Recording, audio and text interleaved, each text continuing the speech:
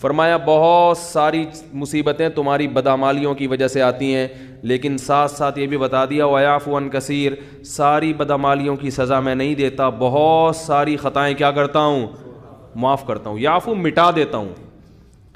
ہمیں تو بہت تھوڑی غلطیوں کی سزا مل رہی ہوتی ہے، اس پہ ہم اتنا چیخ رہے ہوتے ہیں، سب غلطیوں کی ملنا شروع ہو جائے تو کسی قابل ہی نہ رہیں۔ زیادہ تر کیا کر رہا ہوں؟ معاف، اور وہ بھی بغیر یعنی بغیر وجہ کے۔ اور اگر معافی کی وجہ ہو یعنی غلطی کر کے توبہ کر لی، پھر یہ اللہ نے اپنے اوپر لکھ دیا ہے کہ توبہ کرنے والے کو کیا کروں گا۔ آئین میں کیا لکھا ہے اللہ نے؟ جو توبہ کرے گا تو اپنے اوپر معافی کو کیا کر لیا اللہ نے؟ واجب، توبہ کو واجب کر لیا۔ 99 سال تک کوئی گناہوں میں مبتلا رہے، 99 سال میں اس کافر کو خیال آیا آج میں توبہ کر کے اسلام کی طرف آتا ہوں، آج میں گناہوں سے توبہ کرتا ہوں، تو اس کے آنے میں تو دیر ہو سکتی ہے، اللہ کے معاف کرنے میں دیر نہیں ہو سکتی۔ کیسے عجیب الفاظ ہیں حدیث کے، یا عبادی لو بلغت ذنوبک عنان السماء ثم استغفرونی لغفرت لکم ولا ابالی۔ یہ لا ابالی کے الفاظ بڑے عجیب ہیں۔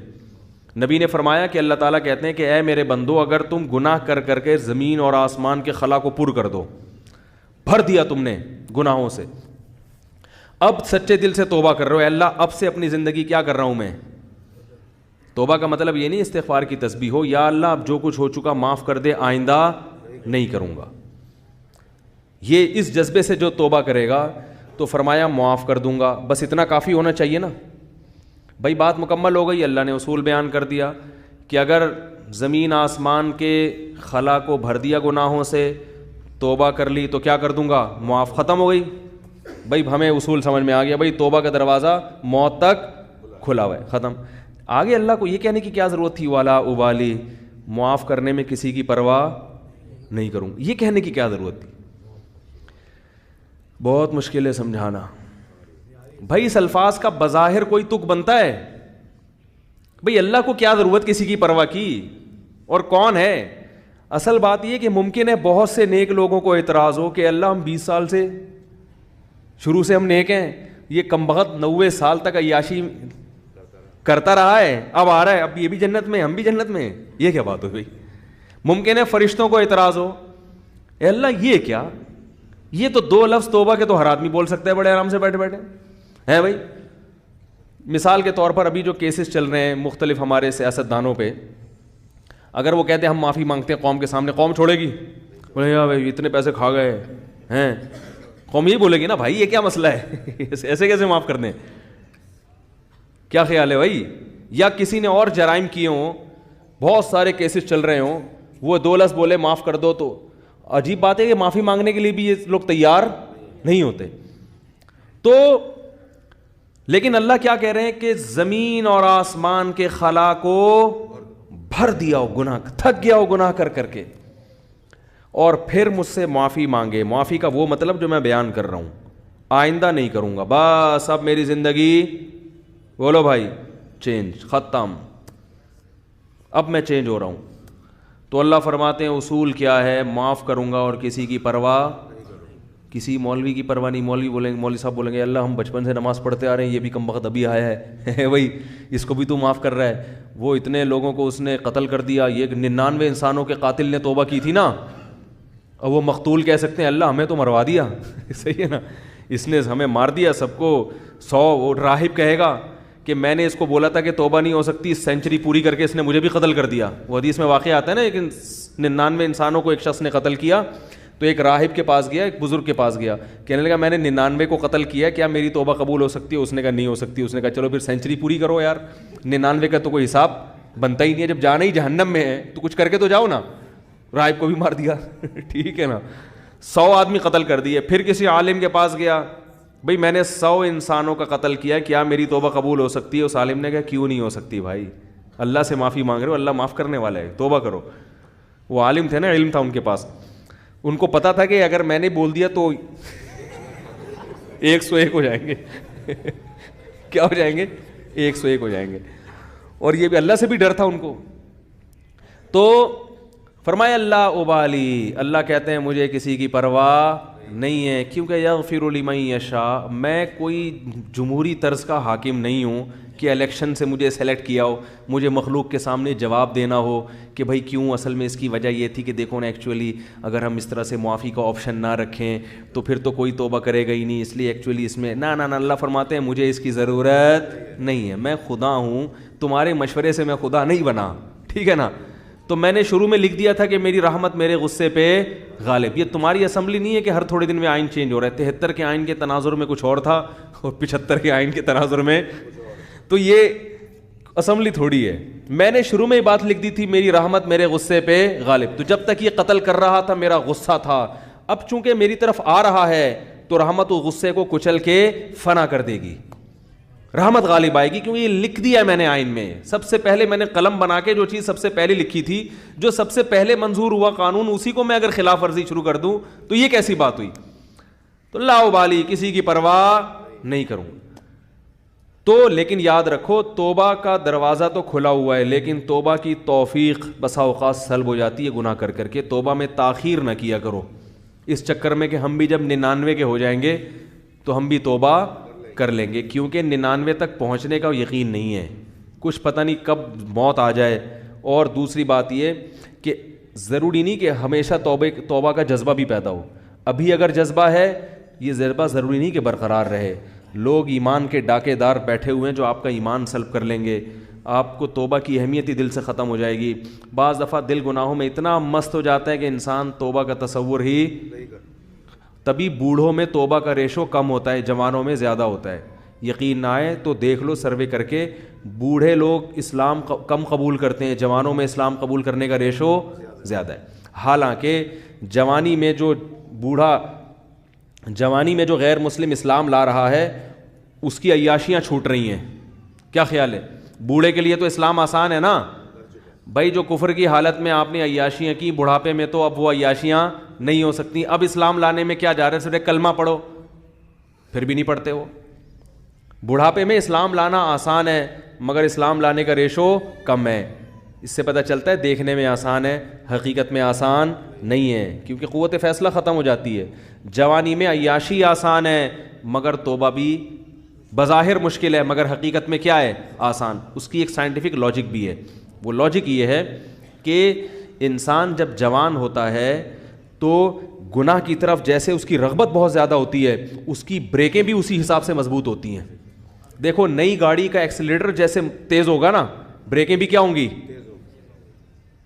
کیا ہو گیا بھائی, نئی گاڑی کا ایکسیلیٹر ایسا ہوتا ہے کہ ادھر اشارہ کیا, پاؤں رکھا اور زوں کر کے بھاگی, تو بریک بھی ذرا سی آپ اشارہ چاہیے بریک کو, ایک دم ٹھا کر کے رکے گی. کیا خیال ہے, الٹ جائے گی مگر چلے گی نہیں آگے. اعصاب مضبوط ہوتے ہیں انسان کے جوانی میں. جیسے رغبت ہو رہی ہے نا گناہ کی طرف, تو اگر وہ برداشت کر کے بچنا چاہے گا ایسے ہی بریکیں بھی کیا ہوں گی, بولو بھائی, مضبوط. اور پرانی گاڑی میں کیا ہوتا ہے, پورا ایکسیلیٹر پہ پاؤں رکھ کے کھڑے ہو جاؤ, پھر وہ ڈک ڈک ڈک کر کے چلے گی آگے, جس طرف آپ جانا چاہ رہے ہو ادھر جائے گی, سوچے گی پہلے جانا ہے کہ نہیں جانا ہے بھائی, جائے گی, ڈک ڈک ڈک ڈک ڈک آواز آئے گی, شور زیادہ مچائے گی کام کم کرے گی, شور بہت مچائے گی, ہاں ہاں آوازیں آ رہی ہیں, آدمی کہے گا پتہ نہیں شاید میں نائٹ رائڈر میں بیٹھا ہوا ہوں. پھر وہ اتنی آرام سے پک اپ پکڑے گی, پھر جب آپ نے بریک لگائی 5-10 کو بھیڑتے ہوئے 25-30 تو بندے مارے گی آگے جا کے. میں نے ایک دفعہ پرانی گاڑی خریدی تو مجھے پہلے تجربہ نہیں تھا کہ کس طرح سے ٹوپیاں کرائی جاتی ہیں نا, تو وہ میں نے کہا چلو ہاتھ صاف کرنے کے لیے اچھی ہے. تو میں جب وہ ڈرائیور جو بیچ رہے تھے نا گاڑی, ان کے ساتھ سائڈ پہ بیٹھا, اچھا میں گاڑی چلانے کے لیے بیٹھا, میں نے کہا چیک کروں, تو ایکسیلیٹر کا یہی حال تھا جو میں نے آپ کو بتایا. انہوں نے زمین آسمان کے قلابے ملا دیے گاڑی کی تعریف میں. یہ گاڑی 78 کرولا ہے, 78 کرولا جو ہے نا, ساری ٹیکسیوں میں یہی چل رہی ہے 78 کرولا, نام تھا بھائی 78 کرولا کا. ہم نے کہا چلو یار میں 75 کا ہوں تو 78 کی پھر بھی ہم سے تو نہیں ہے. تو ہم نے کہا ہاتھ صاف کرنے کے لیے اچھی ہے. اب ہم جب بیٹھے تو اس میں عجیب عجیب چیزیں آ رہی ہیں. تو میں نے جب سب سے زیادہ جب مجھے دھچکا لگا نا, بریک لگائی تو نہیں لگی. تو انہوں نے کہا اس کی بریک 3-4 دفعہ لگائیں گے تو لگے گی. 3-4 دفعہ لگائیں گے تو لگے گی. میں نے کہا کوئی بندہ سامنے آ گیا تو یہ گاڑی میں لکھ کے لگاؤں میں آگے کہ تیسری دفعہ میں لگے گی؟ بھائی آپ اتنا فاصلہ گاڑی سے رکھیں کہ تیسری دفعہ میں آپ یعنی ٹکر ہوئی تو آپ کی ذمہ. میں نے کہا آگے اس پہ کیا لگا دو, بورڈ لگا دو کہ بھائی یہ تیسری دفعہ میں لگے گی. میں نے کہا لے پکڑ بھائی اپنی گاڑی, یہ 78 ہم 75 کے اس سے اچھے ہیں, اللہ کا شکر ہے. کیا خیال ہے, ہم 75 کے اس سے اللہ کا, ہماری پھر بھی پہلی دفعہ میں لگ جاتی ہے بریک.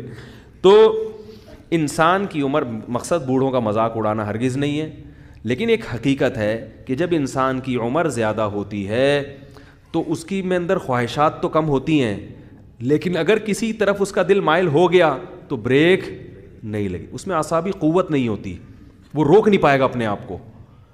اسی وجہ سے وہ اگر بد نظری جوانی میں نہیں چھوٹی تو بڑھاپے میں نہیں چھوٹتی. جوانی میں آپ کنجوس تھے تو بڑھاپے میں سخی نہیں ہو سکتے, یہ دماغ میں رکھو, ٹھیک ہے نا. جوانی میں آپ نے اچھے کام نہیں کیے تو بڑھاپے میں اب تیر نہیں مارو گے. یہ جو بوڑھے ہمیں مسجدوں میں نظر آتے ہیں یا اچھے کام کرتے ہوئے, یہ وہ ہوتے ہیں جنہوں نے جوانی اچھی گزاری ہوتی ہے. بڑھاپے میں فلمیں دیکھنے کا شوق بڑھتا ہے, یاد رکھو. بوڑھوں میں جو انٹرنیٹ پر بیہودہ فلمیں دیکھنے کا رجحان ہے وہ زیادہ ہے ان بوڑھوں میں جن کو جوانی میں یہ چسکے لگ چکے تھے. حالانکہ ان کو وہ لذت نہیں آتی, وہ مزہ نہیں آتا, مگر ان سے برداشت نہیں ہوتا. جس نے جوانی میں کنٹرول کر کے چھوڑ دی, بڑھاپا اچھا گزرے گا اس کا. تو بریک جو ہے نا, جیسے آپ کا ایکسیلیٹر تیز ہے تو بریکیں بھی ابھی کیا ہیں, مضبوط ہیں. تو یاد رکھو. اسی طرح غیر مسلم, وہ اس کو عیاشی نظر آتی ہے کفر میں, لیکن اسلام لانے والے بھی کیا ہوتے ہیں, جوان ہوتے ہیں زیادہ تر. جوانوں کو عیاشی بھی, لیکن وہ چھوڑ دیتے ہیں, برداشت کرتے ہیں سب کچھ. بڑھاپے میں اسلام بہت آسان ہے, مگر بوڑھوں میں اسلام کا ریشو ختم تو نہیں ہے لیکن بہت کم ہے. وہ نہیں آتے, وہ کہتے ہیں چھوڑو یار ایک زندگی گزارنے بس. حالانکہ ان کو پتہ ہے کہ ہم غلط مذہب پہ تھے. کیا جا رہا ہے کلمہ پڑھنے میں بھائی, اب آپ کو تو اب ساری زندگی نماز کبھی نہیں, ہم کہیں گے حج بھی اب اس بڑھاپے میں فرض نہیں ہوگا. کچھ بھی نہیں کرنا ہے, ایک کلمہ پڑھنا ہے, 5 ٹائم نمازیں شروع کر دینی ہے. رمضان کے روزوں میں بھی رعایت ہو گئی ہے کہ جو بہت زیادہ بوڑھا ہو وہ فدیہ بھی دے سکتا ہے. کچھ بھی نہیں کرنا, کلمہ پڑھنا ہے اور اسی گھر میں رہ لو. یہ تھوڑی کہہ رہے خاندان کو چھوڑ کے جاؤ, لیکن ایک کلمہ زبان سے نہیں نکلے. وہ قوت فیصلہ ختم ہو گئی, کانفیڈنس ختم ہو گیا, وہ ذرا سی بھی مخالفت برداشت کرنے کی صلاحیت نہیں رہی. تو اس لیے اس امید پر کہ اللہ 99 سال میں توبہ قبول کرتا ہے, 99 کا انتظار مت کرو. اور ایک بات یہ بھی رکھو کہ توبہ تو قبول ہوگی مگر وہ مقام نہیں ملے گا جو اس شخص کا ہے جو شروع سے دین پہ چلتا آ رہا ہے. سمجھ میں آ رہی ہے بات, جو شروع سے دین, کیونکہ وہ کئی سال سے نماز پر ہے تو وہ اتنا آگے جا چکا ہے کہ اب آپ نے ٹریک چینج کر تو دیا, جہنم والا ٹریک نہیں اب جنت والا ہے, لیکن وہ بہت آگے جا چکا ہے اور آپ اس سے بہت پیچھے ہو, بہت پیچھے ہو. وہاں تک اب وہ نکل گئے آگے. تبھی قرآن میں آتا ہے والسابقون السابقون اولئک المقربون. کچھ لوگ اہل جنت میں سے ہوں گے اور کچھ سابقین میں سے ہوں گے جو جنت میں بھی بہت آگے جا چکے ہوں گے. تو اسی وجہ سے نبی نے فرمایا نا, قیامت کے دن اللہ 7 آدمیوں کو عرش کے سائے میں جگہ دے گا. ان میں ایک وہ بھی ہے شاب نشا فی عبادت اللہ عز وجل, جس نے جوانی میں اللہ کی اطاعت کی ہو. تو توبہ تو سب کی قبول ہے, 99 سال میں بھی جاؤ گے جنت میں, جہنم میں نہیں جاؤ گے, لیکن درجات میں بہت زیادہ بولو بھائی فرق ہوگا. اس لیے میں نے اکثر دیندار دیکھے ہیں, ایک ہم بچپن کی بات کر رہا ہوں کہ 25-26 سال کی عمر میں ہمارے, میں تو چھوٹا تھا اس وقت, وہ ان کی عمر 25 سال تھی, انہوں نے توبہ کی, دین پر آ گئے, اب تک قائم ہے الحمدللہ. ان کو افسوس ہوتا تھا کہ میں نے جو 10 سال کی عمر ضائع کی اس کی کسی طرح تلافی ہو جائے. صرف 10 سال ان کے ضائع ہوئے تھے, 15 سے لے کے 25, بالغ ہو جاتا ہے انسان 15 میں.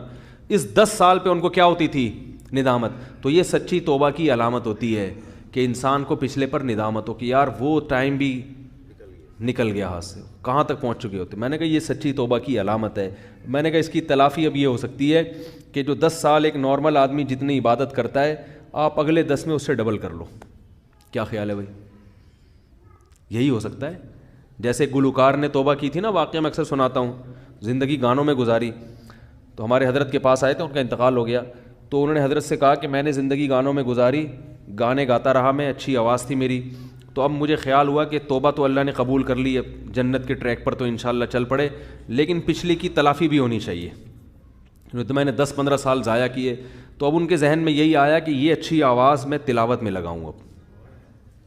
کیا خیال ہے؟ تو اس طرح کے جو لوگ تلافی کرتے ہیں اولئک یبدل اللہ سیئاتہم حسنات، قرآن کہتے ہیں اللہ ان کی گناہوں کو نیکیوں میں تبدیل کر دیتے، تو ان کی تلافی ہوتی ہے، یہ بھی اسی مقام تک پہنچ جاتے ہیں. تو پھر کچھ ایسا کرنا پڑتا ہے. نہیں تو چلو جنت میں مل گئی، بڑی بات ہے یار، 99 سال میں اتنی بدماشی اللہ معاف کر دے، وہ درجات نہ ملے، جنت چھوٹا سا کھانچا بھی مل گیا جنت کا، اور کیا، ایک آدھ حور بھی مل گئی، کیا خیال ہے؟